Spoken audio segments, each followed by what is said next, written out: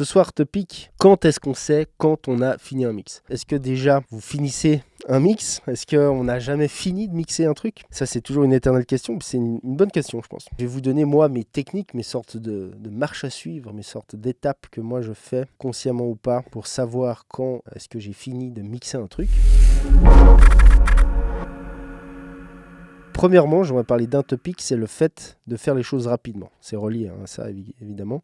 Pour moi, en tout cas, après, dites-moi pour vous si c'est aussi le cas, si vous êtes aussi dans ce genre-là. Mais moi, perso, le plus je travaille vite, le mieux je travaille. Le plus je prends des décisions vite et rapidement, le mieux est le résultat. Concrètement, je pense que c'est un truc qu'on a tous connu. C'est l'histoire de mixer, on va dire, pendant des heures un titre. Généralement, moi, je pense que le sweet spot est aux alentours des 3-4 heures, je dirais. On mixe pendant 3-4 heures. Donc, pendant ces 3-4 heures, typiquement, en vulgarisant un peu le truc, en schématisant, on va amener de la qualité, on va amener une plus-value. Et je pense qu'à partir de à peu près 3 à 4 heures. En tout cas, moi, je vous parle pour moi de mon expérience, plutôt de avant, parce que maintenant, moi, je travaille très rapidement. À partir de ce point-là, en fait, concrètement, tout ce que je fais, enfin, tout ce que vous faites en plus, ça va plutôt vous ramener dans l'autre sens. Ça va plutôt avoir tendance à dégrader. Vous allez plutôt tendance à faire des moves et prendre des décisions qui vont presque vous ramener en arrière. Et nuire au résultat final. Alors je ne sais pas si vous personnellement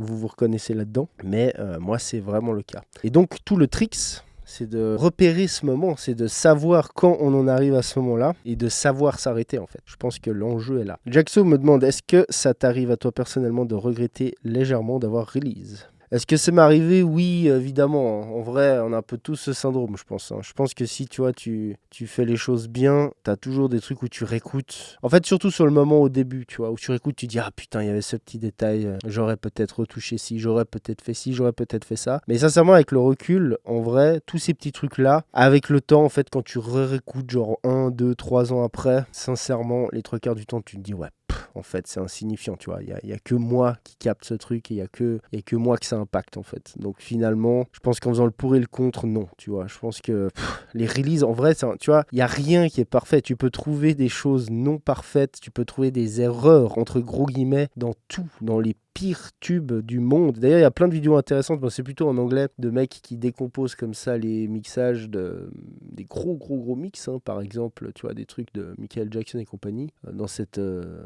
tranche-là. Gros hit, gros tube, et qui au final, tu vois, te décompose le mix techniquement. Et en fait, c'est vrai qu'il y a des trucs qui sont un peu absurdes, qui sont un petit peu bizarres, tu vois, en termes de balance et tout. Mais en fait, c'est, si tu veux, ça qui fait aussi le charme. Et c'est, enfin, tu vois, très certainement qu'il y a des mecs à ce moment-là qui ont dû se dire « Ah putain, ça on aurait pu retoucher, ça on aurait pu retoucher. » Mais finalement, en fait, est-ce que c'est réellement important, tu vois, pour la musique et la vibe? Je pense que du moment que tu as la vibe, c'est le plus important. Le reste, c'est un petit peu moins, tu vois, c'est des petits détails techniques qui sont un peu insignifiants. Mais récemment, tu vois, j'ai release des tracks, notamment des tracks avec des tracks techno, bon, mais avec JD Davis, là, où on les a produits super rapidement. Genre, par exemple, les 2 dernières que vous avez vues en live, là, elles sont terminées. Elles sont terminées, envoyées, et littéralement, je pense qu'en tout, sur les 2, j'ai dû passer 8 heures max sur les 2. Et il y aura très certainement peut-être des trucs, quand je réécouterai après, je me dis « Ah putain, j'aurais peut-être pu faire ça, ou ci, ou ça. » Mais est-ce que c'est réellement important, tu vois? Je suis pas sûr, finalement. Enfin, tu vois, moi, je suis pas très attaché à ce genre de truc. Nino Gobert nous dit « Salut, pour commencer, j'aimerais savoir s'il faut exporter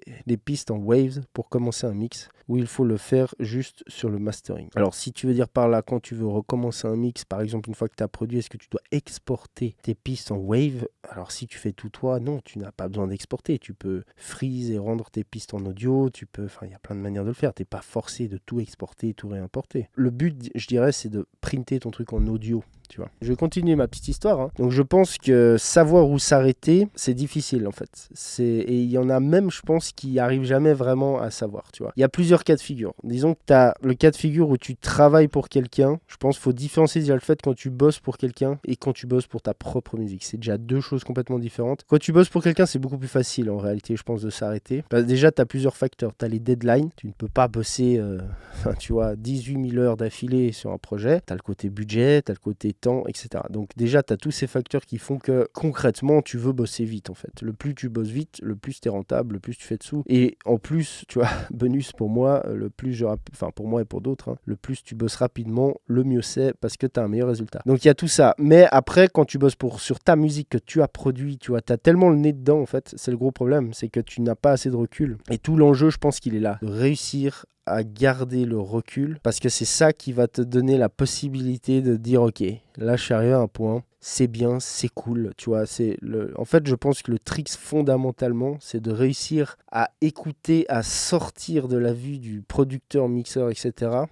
en termes d'écoute et d'écouter ça comme un listener standard et de se dire voilà, est-ce que là, la musique est cool? Est-ce qu'il y a une vibe? Est-ce qu'il y a ce qu'il faut pour que ce soit cool et comment dire, que tu enjoy, tu vois, l'écoute, tout simplement. Et à partir de ce moment-là, s'il y a ça, tu vois, je pense que c'est vraiment 99% du truc. Le reste, c'est des petits détails qui sont finalement insignifiants, tu vois, on va dire. Et donc, de toute façon, ça dépend de ta personnalité aussi, de comment tu processes les choses, de comment tu les travailles, etc. Mais il y a de fortes chances pour certains types de personnes que tu ne sois jamais vraiment content. Et c'est un peu le truc, c'est que tu es content de toi d'un côté, mais d'un autre, jamais complètement, dans le sens où tu dis, ah, ça, je pourrais faire mieux, ça, je pourrais faire mieux, ça, on aurait pu faire mieux, tu vois. Donc, tout l'enjeu est là. On va en venir un petit peu à des techniques, justement, pour réussir à faire ça, c'est-à-dire réussir à garder le recul, tout simplement, et réussir à se dire, voilà, est-ce que ce que je fais, c'est bien? Est-ce que je vais trop loin? Est-ce que je détruis mon mix? Ou est-ce que je suis encore dans la phase où justement je rajoute de la plus-value? Le vrai trick, c'est de réussir à garder du recul. Donc voilà, on en revient au temps. Personnellement, et je pense globalement, sincèrement, je pense pour tout le monde, c'est quand même un peu le cas. Le plus tu travailles vite, le plus tu gardes le recul. Le plus longtemps tu restes sur un projet, le plus t'as le nez dedans et t'as de la peine à garder le recul, simplement. Donc ça, je pense, c'est le trick number one. C'est vraiment la plus grosse manière d'y arriver, c'est d'essayer de bosser le plus vite possible. Le problème avec le numérique, c'est qu'on peut undo à l'infini. Ouais, c'est un des miracles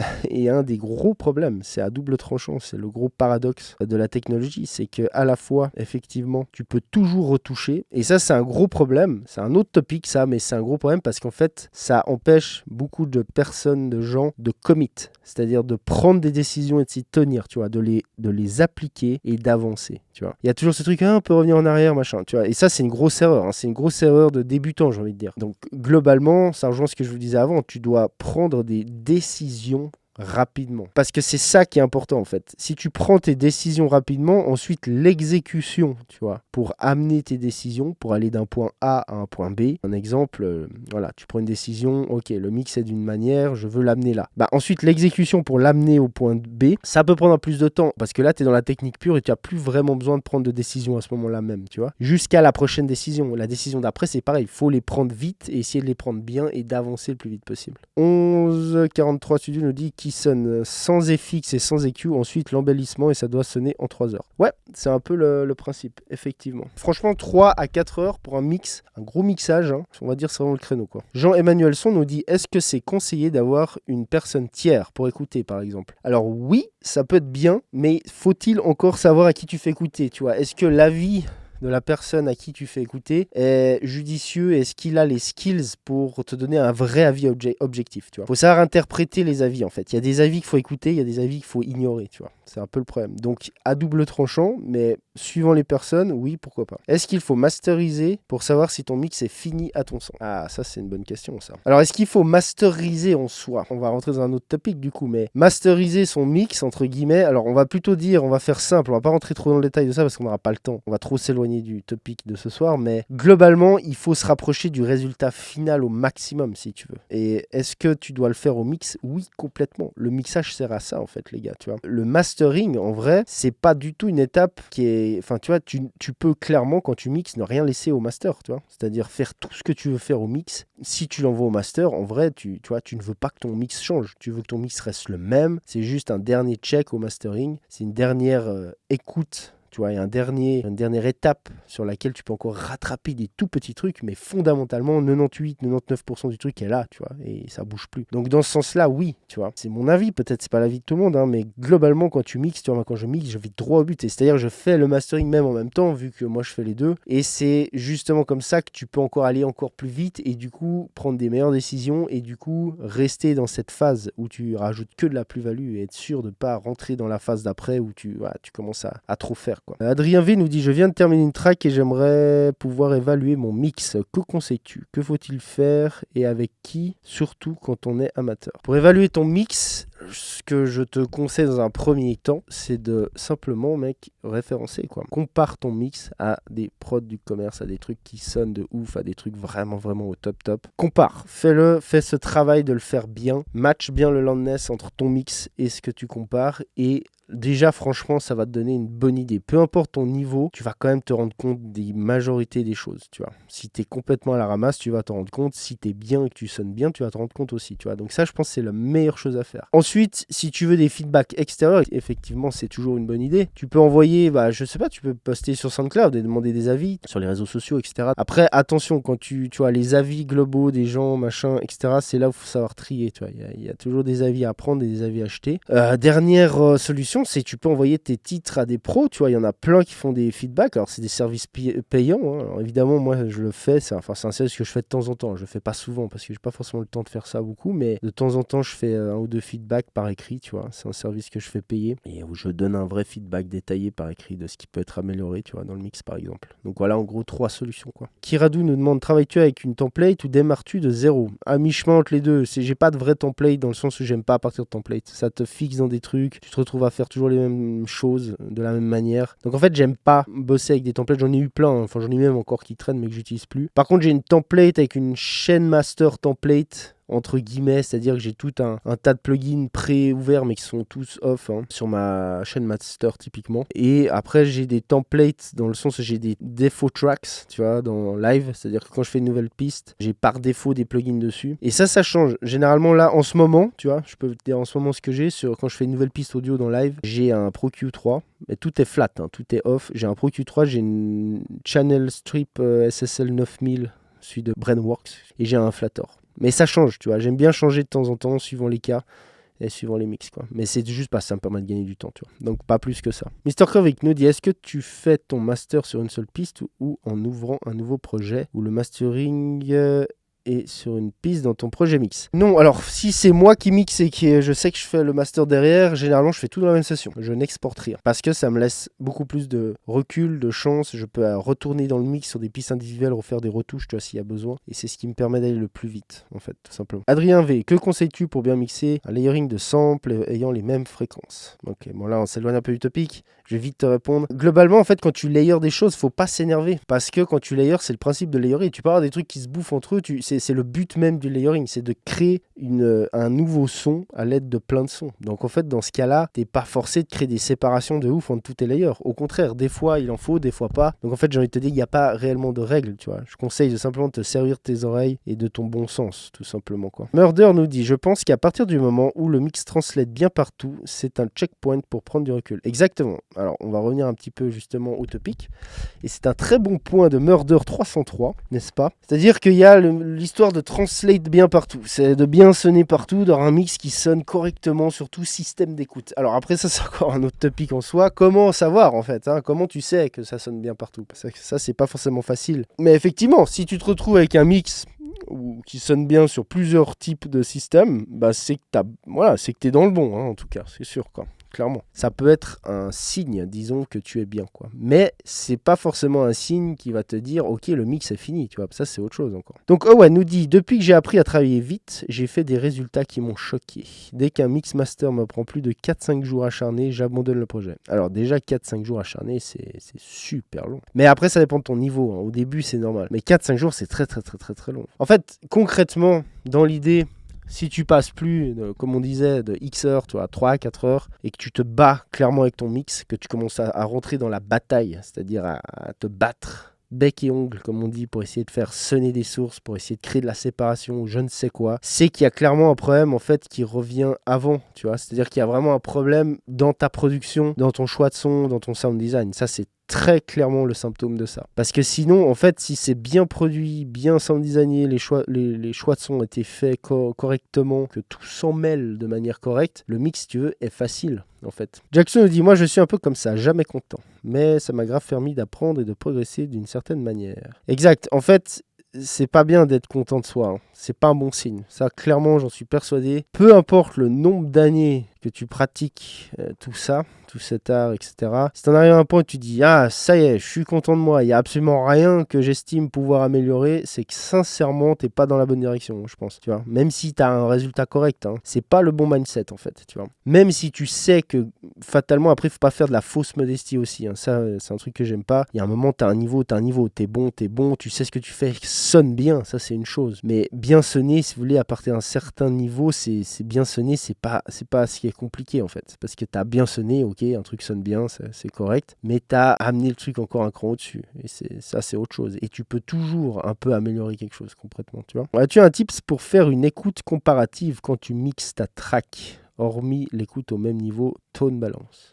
Sincèrement, en fait, moi, je compare très peu depuis pas mal de temps, en fait, maintenant. C'est pas un truc que je fais sans arrêt, tu vois. Je le fais une fois de temps en temps, quand j'ai un doute, etc. Il n'y a pas vraiment de tricks, en vrai. En vrai, je pense que le meilleur trick, c'est de te trouver des bonnes rêves que toi, tu connais bien et qui te servent réellement, tu vois, de trouver ta manière de référencer. Le gros trick avec la référence, c'est que ça te donne des barrières. Ça te donne, pour faire simple, tu vois, une zone dans laquelle tu peux être et chaque référence peut te donner une limite. Par exemple, tu peux avoir une référence, tu sais que ça, c'est ta référence par rapport au niveau d'aigu. Tu sais que si t'es plus bright que cette référence, t'es vraiment trop bright. Tu peux en avoir une autre qui fait la même chose avec les basses. Si t'as plus de basses que cette référence, c'est que t'en as vraiment trop, tu vois, etc., etc. Je pense que c'est ça le trick, vraiment. Mais après, c'est un truc perso, chacun a ses références, chacun a un peu sa manière de faire, quoi. La famille dit 3-4 heures, tout dépend le style. Si tu as de l'édition, de l'accordage de voix à faire. Alors, ok. Alors, ça, c'est une bonne remarque de la famille. Quand je parle du mixage, je parle évidemment pas de tout ce qui est editing, tout ce qui est entre guillemets, tu vois, exporter, importer, renommer, tout ce bordel qui est on va dire, l'aspect relou technique, tu vois, pur du truc, de préparer la session, de éditer, d'être sûr que ce soit calé, de retuner des voix, etc. Tout ça, je ne compte pas ça dans le mix en fait. Ça, c'est pas du mix pour moi, tu vois. Pour moi, le mixage commence dès le moment où tu commences à faire des choix créatifs par rapport au mixage. C'est ça que je parle. Et ça doit aller très vite, tu vois. Après, évidemment, hein, tu peux passer 2 heures à faire de l'editing sur une voix, du pitch, enfin, tu as Melodyne et compagnie, par exemple. Et ça, oui, et ça vaut le coup parce que, tu vois, c'est tous ces petits trucs mis bout à bout qui amènent la qualité. Le diable est dans les détails, comme on dit, tu vois. Donc ça, très clairement. Mais, en fait, quand je parle du mixage, voilà, c'est comme je viens de le dire, c'est-à-dire c'est vraiment les décisions artistiques et c'est où tu vas, où t'amènes le mixage. Et ça doit aller vite, tu vois. Même encore 3-4 heures, sincèrement, c'est long. Ça, c'est des gros mix, quoi, tu vois. La plupart des mix, sincèrement, moi, je les kill en 1 heure, voire 2, tu vois. Les mix standards, tu vois, on va dire 50, 60, 70 pistes, en gros, ce genre de truc. Je les kill rapidement, quoi. L'accordage de voix, c'est de la production et ça devrait être laissé à l'artiste producteur DA, etc. de base, dit Dark Trap Studio. Effectivement, je suis assez d'accord avec ça. L'accordage de voix, pour moi, tu vois, alors c'est pas un truc, c'est un truc que je fais, hein. C'est-à-dire, c'est un service que je fais payer, mais ça, c'est un truc, par exemple, typiquement, tu vois, pour vous donner un exemple, quand je facture pour un mix, il y a un tarif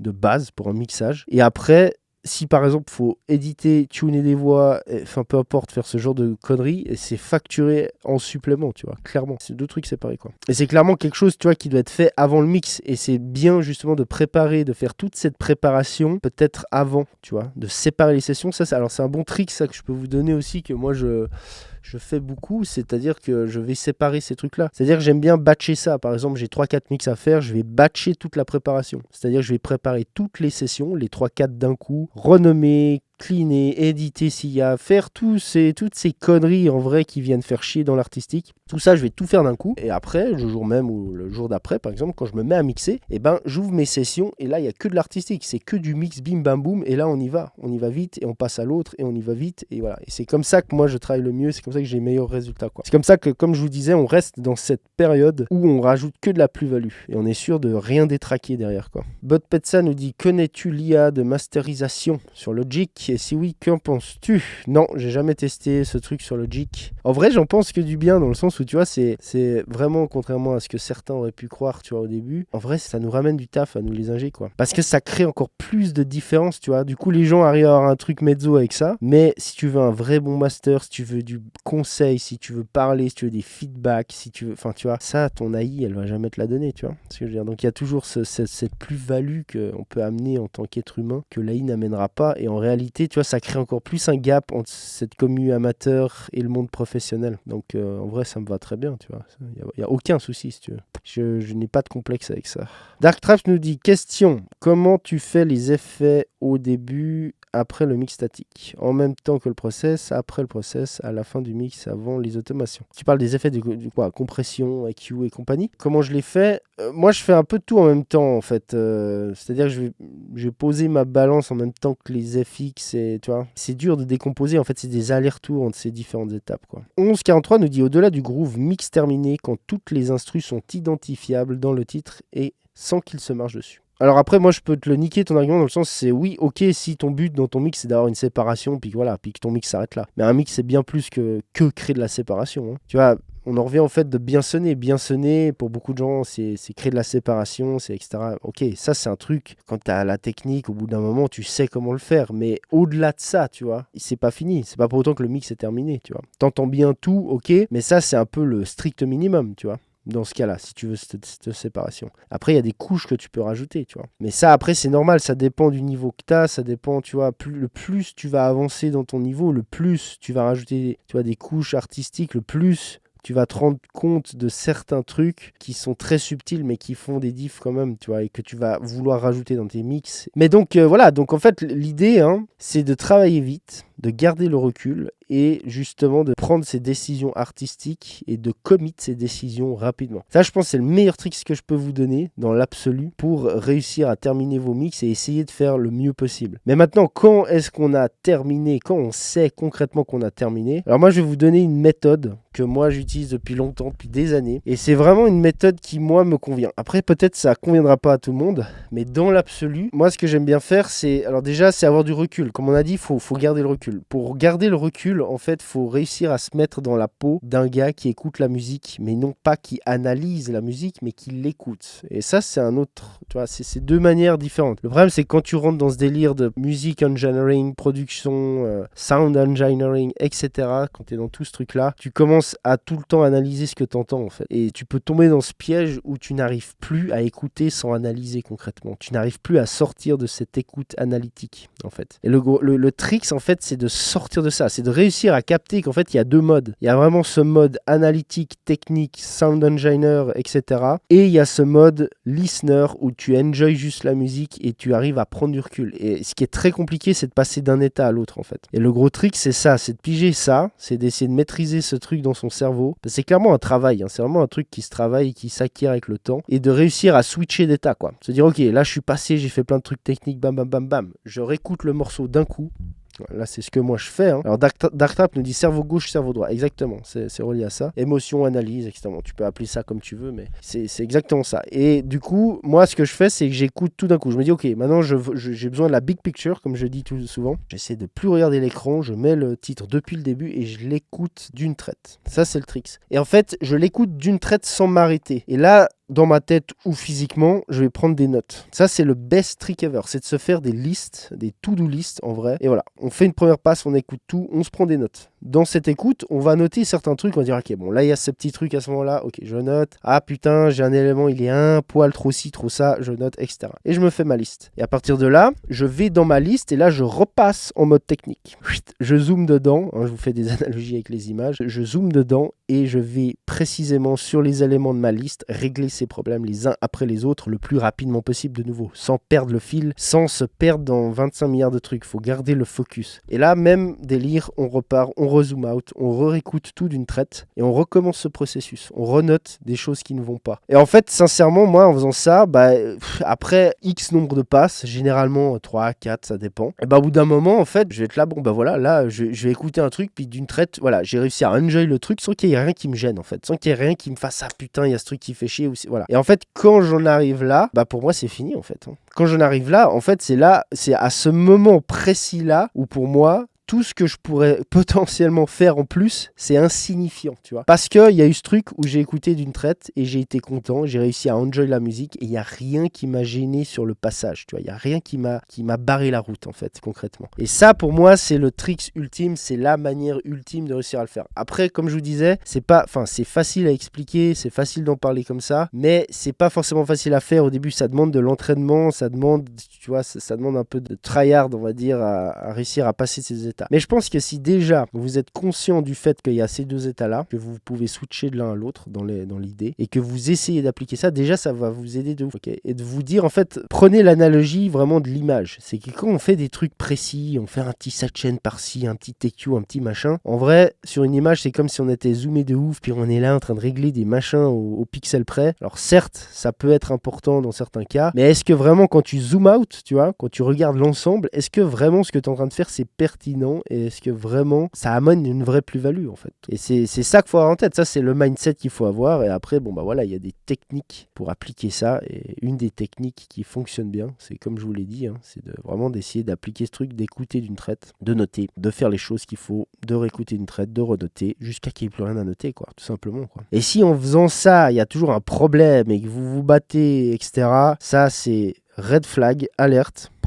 Ça veut dire que clairement, il faut repartir dans la prod, faire des trucs, parce que c'est qu'il y a un gros problème là. Alors après, quand on bosse pour d'autres personnes, c'est là où il faut savoir faire le tri et de savoir reconnaître, de se dire, ok, là je sais que ça fait chier, j'ai fait du mieux que j'ai pu, mais on ne peut pas faire mieux avec ce qu'on a. Donc après, bon, ça c'est un autre topic. Il faut communiquer avec le client, il faut expliquer, soit on peut faire ça, soit on peut faire ça, on propose des solutions, etc. Mais dans l'idée, il faut savoir reconnaître ce truc qu'en fait, concrètement, on est dépendant de la production aussi, et que si ça se bat trop et qu'il y a des choses qui ne vont pas au mix, faut savoir reconnaître d'où ça vient. T'es pas là pour te battre en fait, tu vois. Sinon, c'est qu'il faut repartir à la prod et mieux faire quoi. De nos jours, l'ingé de rec est bien trop souvent celui qui mixe.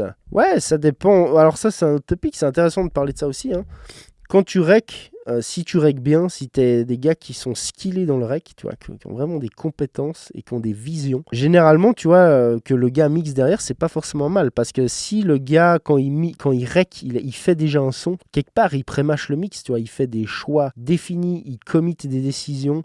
Genre, j'utilise tel type de micro à tel endroit, je crée un son avec la room, je fais ci, je fais ça. C'est des choix déterminés qui sont parti pris. Bah, en fait, ce gars-là, il a la vision du mixage en tête, tu vois. Donc, c'est logique que ce soit lui qui mixe, tu vois, en vrai. Parce que c'est lui qui va réussir à amener le truc là où il voulait. Alors que si t'as... Le cas que tu dis, je pense, c'est oui, les gars qui rec flat, machin, sans se faire chier. Enfin, tu vois. Mais ça, en vrai, c'est pas des gars qui savent requer, tu vois. Le rec, c'est tout un job, c'est tout un art, tu vois. C'est vraiment... c'est pas requer flat et puis après, on se démerde au mix. Ça, c'est vraiment une approche très amateur de faire ça. Dark Trap dit Luca, je pense qu'il parle de Luca Prestilosi, je n'arrive jamais à dire son nom. Il dit même écoute debout ou sur le canapé comme toi et prend des notes. Lui, il fait sur son iPhone. Ouais, mais on fait tous ça dans l'absolu, hein, c'est un truc classique. Moi, j'aime bien écouter un endroit, c'est loin, c'est-à-dire je sors du studio, la porte ouverte. Comme ça, t'as vraiment l'ensemble du son. Tu vois, et t'as plus cette écoute critique. Là, t'es vraiment en mode, tu vois, c'est un peu comme si t'écoutais dans une grande salle, dans un club, imagine-toi. Tu vois, tu mets du son, et il y a un peu ce reverb, et t'entends pas le truc précis, t'entends vraiment la globalité du son, tu vois. Et ça, c'est une autre écoute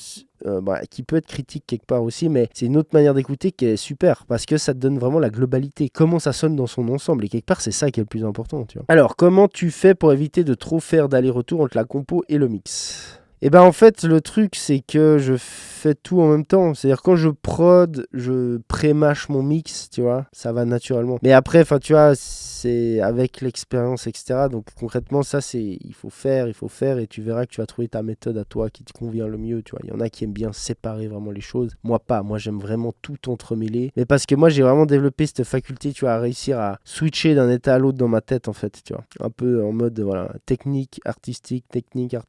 Et si t'arrives à faire ça, c'est le top, tu vois, parce que tu peux aller très vite, quoi. Quand tu penses que ton mix est fini, tu le réécoutes le lendemain pour le valider. Non, en fait, quand je mixe un truc et que j'en arrive au point, tu vois, où vraiment j'ai décidé que c'était bon, que je veux plus rien toucher, c'est comme une étape dans ma tête, je ne reviens pas en arrière, en fait. Enfin, vraiment, tu vois, j'ai même de la peine. Quand il y a des artistes, tu vois, qui reviennent sur des trucs, alors je comprends tout à fait, hein, eux, ils sont là, ils sont dans le détail, on peut revenir, nanana. Mais tu vois, il y a plein de gens, plein d'artistes, plein de clients, globalement, qui pigent pas ce truc, qui n'ont pas encore compris ce processus, tu vois, de garder le recul, et du coup je peux pas leur en vouloir parce que ça fait partie du jeu, c'est comme ça, on est tous passés par là, mais du coup tu vois j'essaye de leur expliquer évidemment du mieux que je peux, mais enfin au final tu vois c'est du service, c'est à dire que le gars il veut retoucher, je retouche, il y a pas de souci, mais moi ça me les casse dans le sens où je sais que c'est insignifiant, tu vois, je sais que c'est des tout petits trucs où vraiment je sais, tu vois, mec, dans 3 semaines, 1 mois, 2 mois, 3 mois tu réécouteras et tu te diras vraiment ça, en vrai ça change que dalle, tu vois. Mais voilà, après c'est comme ça, chacun, enfin tu vois ce que je veux dire, il y a pas de ça, c'est ok quoi, chacun fait ce qu'il veut avec sa musique, tu vois, et quand je bosse pour quelqu'un, je suis là pour lui rendre service, je suis là pour faire ce que lui il veut sur sa musique, tu vois, pour qu'il soit content lui, c'est le but final, tu vois. Par contre quand c'est ma musique, toi, quand c'est mes trucs que moi je produis, que moi j'ai le pouvoir décisionnel là-dessus, tu vois, que j'ai le dernier mot là-dessus, pour ça moi je suis un animal, hein. Je prends une décision, bim, on y va, on avance, il y a pas de retour en arrière, j'en ai rien à branler, quoi, tu vois, il y a pas de je me prends vraiment pas la tête avec ça. J'ai vraiment réussi. Alors, avant j'étais pas comme ça, hein, mais j'ai vraiment réussi avec le temps, hein, tu vois. Fred nous dit salut Igor, c'est quoi ton limiteur software favori actuel? actuellement. Mon limiteur favori actuellement, mais depuis longtemps, en vrai, je dirais que c'est toujours Limitless. Je dirais que mon top 3, c'est vraiment, en vrai, c'est Pro L2, Limitless, Invisible Limiter G2, G3, voilà, en gros. Donc tu prends jamais une nuit pour valider un mix. Si, bien sûr. Si, bien sûr. En fait, ça dépend. Tu vois, par exemple, j'attaque un mix. Admettons quand je bosse plutôt le soir, tu vois. C'est rare en ce moment. D'ailleurs, là, aujourd'hui, c'est un miracle que je sois encore debout à cette heure-là. Mais si je bosse le soir, je fais un mix et j'attaque un mix le soir, souvent, tu vois, je vais faire mon mix au max, machin, et je vais me laisser, tu vois, la toute dernière décision de me dire, ok, je suis sûr que tout est bon pour le lendemain matin, au frais, tu vois. Ça, oui, bien sûr, tu vois. T'as toujours intérêt, en fait. Le soir, faut toujours se méfier. Hein. Quand t'es raide, en fin de journée, machin, c'est jamais bon de prendre des décisions importantes à ce moment-là, en fait, tu vois.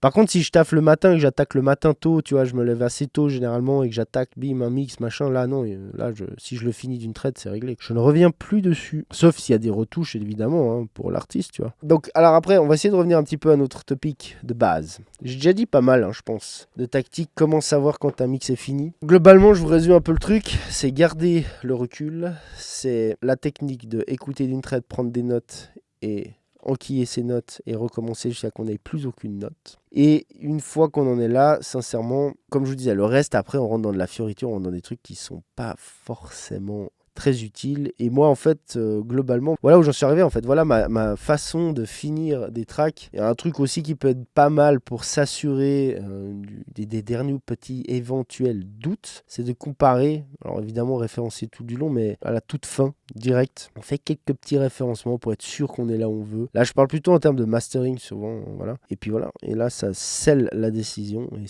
c'est réglé, quoi. Dark Trap nous dit, au fait, dans ma question tout à l'heure, les effets, je parlais des effets reverb delay. À quel stage tu les mets dans tes mix client sans production? Alors s'il y a des effets comme ça à rajouter, alors sincèrement, souvent, en fait, tu vois, les gens, ils produisent, ils mettent des effets comme ça. Et souvent, ils s'attachent déjà à ces effets-là. Tu vois, typiquement, je sais pas, t'as un élément, t'as une reverb avec, machin, ou un delay, etc.